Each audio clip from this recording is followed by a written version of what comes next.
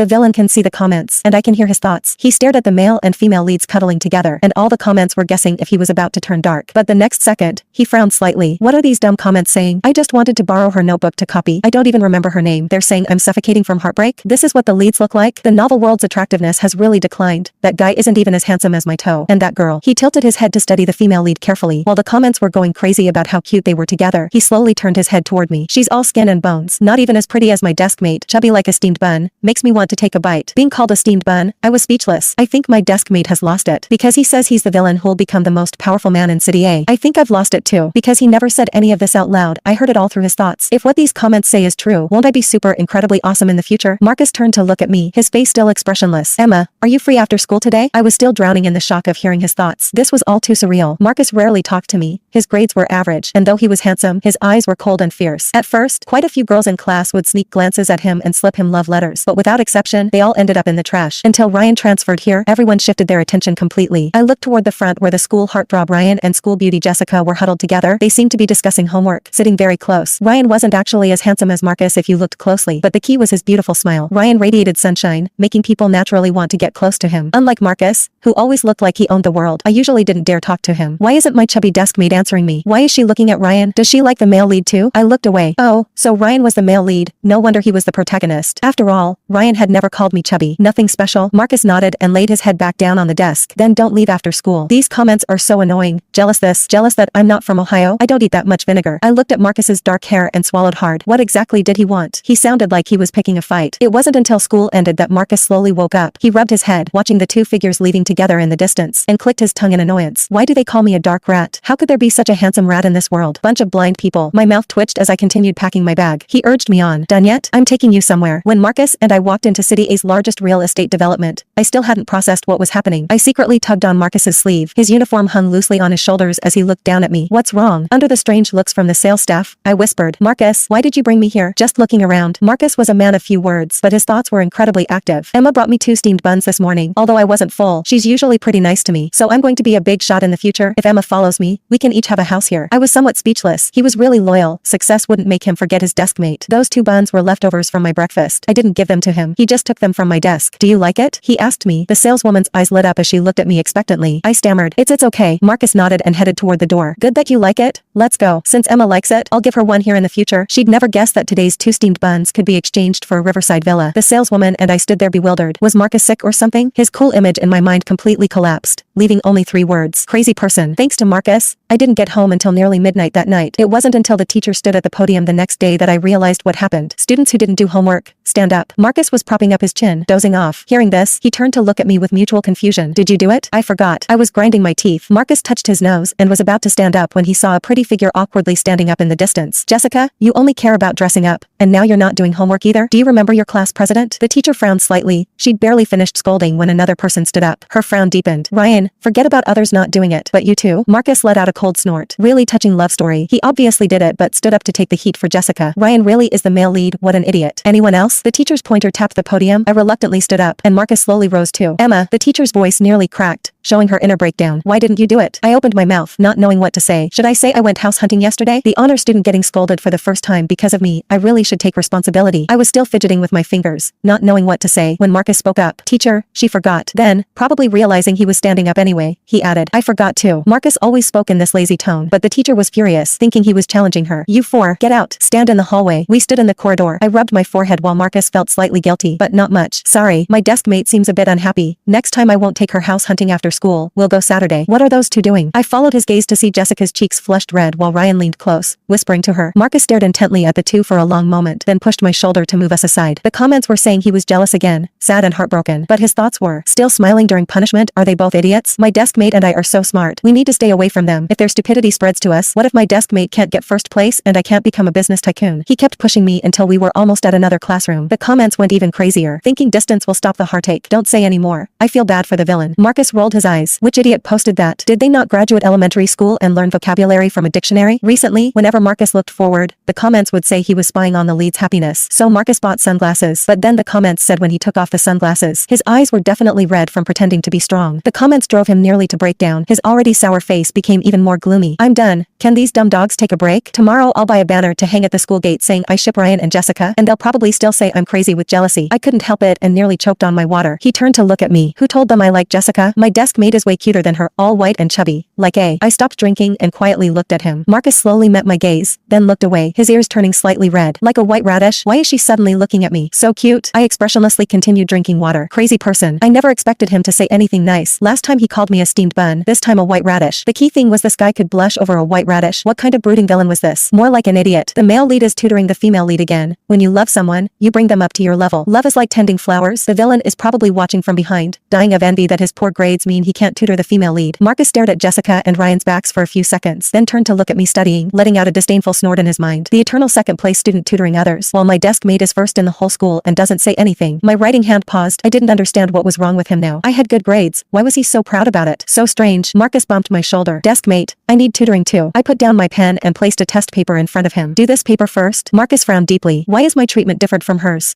Marcus's thoughts were practically vibrating with indignation. The male lead is whispering sweet nothings and gently holding her hand over a math problem. Why is my desk mate giving me a mock exam? This isn't a romance trope. This is academic torture. Just do it, I muttered under my breath, tapping the paper. He let out a long, tragic sigh, but he actually picked up his pen. Outwardly, his face was a mask of cold, brooding intensity, the exact expression that made the comments section go absolutely feral. Comment 402, OMG, look at Marcus's death stare. He's gripping that pen so hard it's gonna break. He hates that he can't be the one holding Jessica's hand. Loudly broken comment 403, the angsty villain vibes are off the charts. He's suffering in silence. Marcus's pen violently stabbed the paper, tearing a tiny hole in the margin. Suffering in silence. I'm suffering because question 4 is asking me to calculate the volume of a frustratingly irregular geometric shape. And who said I want to hold Jessica's hand? Her hands are probably sticky. My desk mate's hands look like soft little dumplings. Much better. I choked on my own saliva, coughing into my sleeve. My face was burning. A dumpling now. First a steamed bun, then a white radish, now a dumpling. Does this future business tycoon just view me as a walking dim sum menu? Are you okay? Marcus asked aloud, his voice dropping to that low, cool register that usually intimidated the entire class. He reached into his desk and tossed a pack of tissues onto my lap, but his mind was a completely different story. Oh no, is she sick? Did she get cold standing in the hallway yesterday? If she dies of a cold, who's going to tutor me? Who's going to live in my riverside villa? I'll have to burn the house down. I can't live there alone. It'll be too haunted. I stared at him, utterly speechless. I took a tissue and wiped my face, whispering, I'm fine, just focus on your math. As the weeks went by, Marcus's apparent darkening phase reached its climax according to the comments. Because he wore his sunglasses indoors to block out the text, and because he constantly scoffed whenever Ryan and Jessica did anything remotely romantic, the readers were convinced he was a ticking time bomb of unrequited love and despair. Meanwhile, I was living in a completely parallel universe. Every single day after school, Marcus would drag me to various ridiculous locations under the guise of getting fresh air. One day it was a high-end car dealership. Another day it was a commercial office building under construction.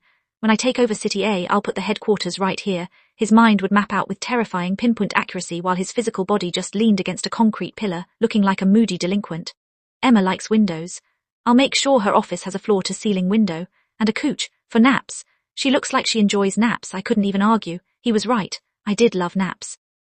The real turning point happened during the final mock exams before graduation. The entire school was buzzing. Ryan and Jessica had a dramatic argument in the courtyard, completely matching the climax of a teenage romance novel. Ryan was rain-soaked, yelling about how he couldn't lose her, while Jessica wept beautifully. Naturally, Marcus and I were walking past them to get to the cafeteria. Comment 999. This is it. Look at Marcus watching them in the rain.